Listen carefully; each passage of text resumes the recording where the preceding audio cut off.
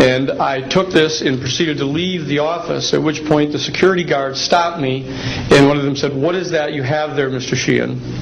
At which point I handed the yellow pad to him, and he flipped through all the yellow pages and never found the copy that I had. And so I took that with me and brought it to the United States Jesuit headquarters, had a meeting with the staff, with Father William J. Davis, reported this to them, was authorized at that time by the United States Jesuit headquarters to make a report to the National Council of Churches and to request that the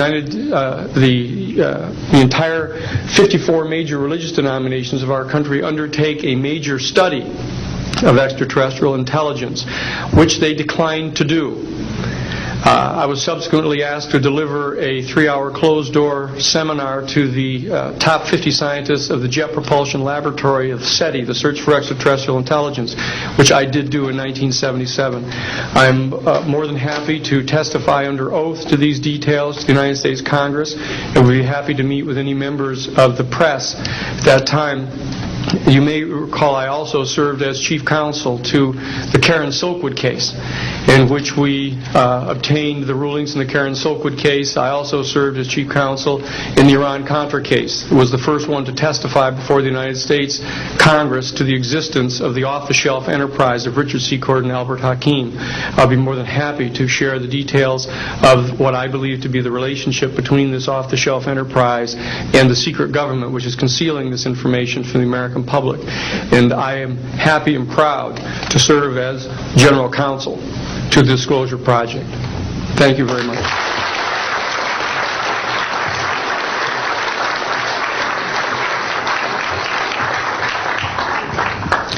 Good morning. My name is Carol Rosin. In 1974, after being a 6th grade school teacher, I was introduced to the late Dr. Wernher von Braun, in the U.S. the father of rocketry. In my first meeting with him, during that first 3.5 hours, he said to me, "Carol, you will stop the weaponization of space." And I said, teachers don't stop until June. He said, "No, you have to understand.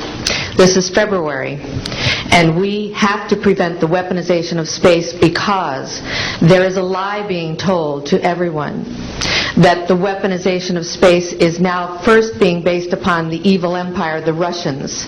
There are many enemies," he said, "against whom we're going to build this space-based weapon system. The first of whom was the Russians, which was existing at that time. Then there would be terrorists. Then there would be third world countries. Now we call them rogue nations or nations of concern. Then there would be asteroids." And then he would repeat to me over and over, "And the last card, the last card, the last card would be the extraterrestrial threat." Well, at the time, I kind of laughed when he said asteroids, and when he said extraterrestrials, I knew I wasn't going to deal with that subject. And now we hear on the news just today, this week, that they've slid in another enemy. Only this time we're going to protect our satellites. In other words, we have to have some reason to spend these trillions, to waste these dollars on a space-based weapon system, and they're all lies. This is a system, he told me, that would never protect anyone. Even back then, he talked about suitcase bombs.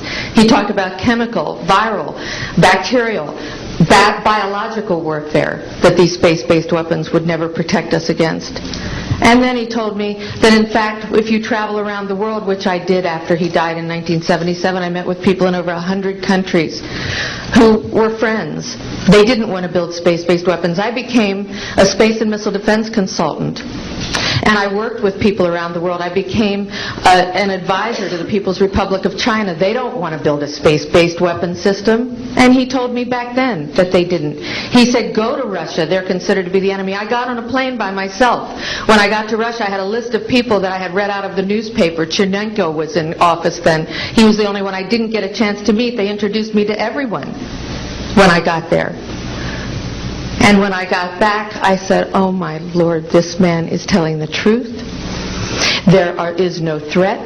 And I've been waiting until this day for 27 years, and I'm expecting the spin to happen, because he also explained to me that as a military strategist, as a person who worked on the MX missile, which I did later, He said, you will find that there is going to be a spin to find some enemy against whom we have to build space-based weapons. And now we should expect the spin, because he said part of the formula for the intelligence community is if they might have a weapon, then we have to consider that they do have these weapons. So now they do have these weapons, so now we have to build these weapon systems. And that's the formula, except that it's all based on a lie.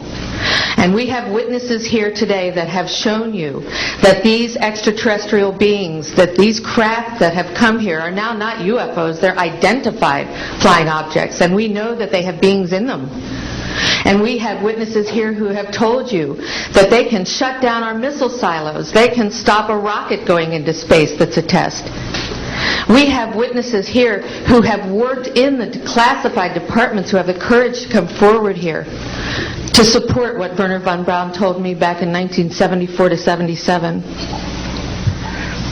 And I will testify before the Congress that when I founded the Institute for Security and Cooperation in Outer Space, which I shut down a few years ago because I didn't believe we had a chance with this huge, integrated around the world, complex weapon system, that we had any chance at all of transforming that war industry into a space industry that could provide benefits, like Dr. Greer has said, of global warming. We can end that situation of that problem. We can end the energy crisis. We can build now non-polluting technologies. Wernher von Braun used to tell me that we could have cars back then that drove around off the ground. He described this to me on beams so that we have no pollution on this planet.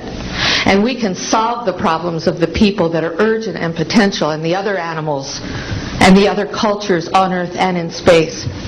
And we can end the arms race without dislocating the industry jobs, without disrupting the economy, by transforming, Wernher von Braun told me, the war industry into a global cooperative space industry that will provide, he said, finally, more jobs and profits on this planet than during any hot or cold wartime, more products and services that can be applied directly to solving the problems of this planet. And we can have a whole planet now that lives in peace on Earth, with all the cultures on Earth and with all the extraterrestrial cultures in space. And these are words that Wernher von Braun told me in 1974. And I will testify before the Congress under oath about everything I have said and more. Thank you.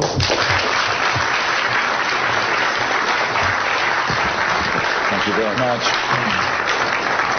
I'd like to thank each of the witnesses and for your patience. We're running about 50 minutes late, and I do apologize for that. I want to emphasize that all of these witnesses each could speak for probably anywhere from 2 to 5 hours about what they have witnessed. We were trying to give you a snapshot. We have another 400 of these witnesses. I have carried this burden for 8 years. I'm now giving it to you, the American people and the people of the world, to take it forward. What I'd like to do now is open the audience for questions from the media. You may address them to me or to an individual witness as you deem appropriate. Yes, ma'am. Yes, Maribel Gonzalez with Reforma, Mexican newspaper. I have 3 questions. One is, Yes, I wanted to know if there are laws in this country that in some way allowed this kind of secrecy or not. And then I wanted to know if there's a need to change any kind of law.